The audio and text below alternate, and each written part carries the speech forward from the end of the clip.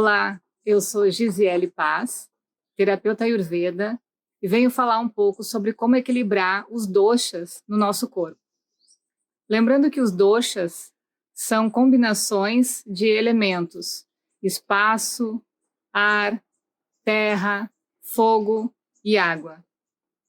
Falando de forma prática, voltada ao nosso dia a dia, eu diria que o primeiro passo é identificar que dosha está em evidência no corpo naquele momento.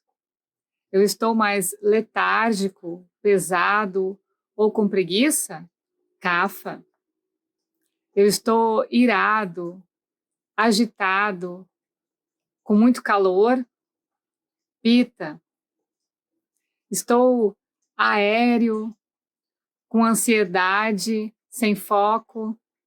Vata.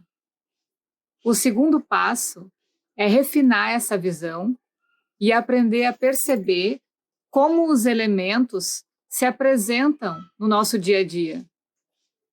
Por exemplo, nas comidas.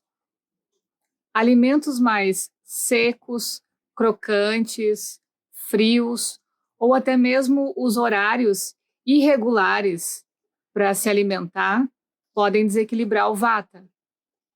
Podemos perceber, então, a quantidade de ar e espaço que tem nesses alimentos e nos hábitos do nosso dia a dia. Alimentos pesados, de difícil digestão, frios, ou até mesmo se alimentar com grande quantidade de alimentos, podem desequilibrar Kapha. E aí a gente percebe os elementos água e terra. Comidas condimentadas, álcool, com excesso de especiarias picantes ou muito calor, desequilibram o Pitta. Nesse momento, a gente também percebe o elemento fogo. Podemos perceber também a relação dos elementos no clima. Se a gente está passando por um clima de muito calor e umidade, como alguns momentos do verão, podem desequilibrar o Pitta. Se a gente está numa época de chuva, excesso de umidade, sensação do ar pesado, pode desequilibrar o Kapha, assim como a temperatura fria ou quente, mas que esteja num ambiente muito seco, pode desequilibrar o Vata.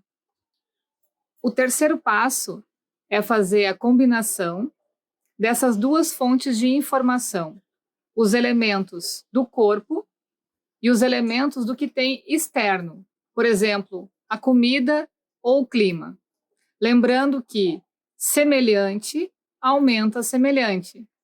Uma temperatura quente ou uma comida picante aumenta o Pitta. O elemento é fogo. E diferente diminui diferente.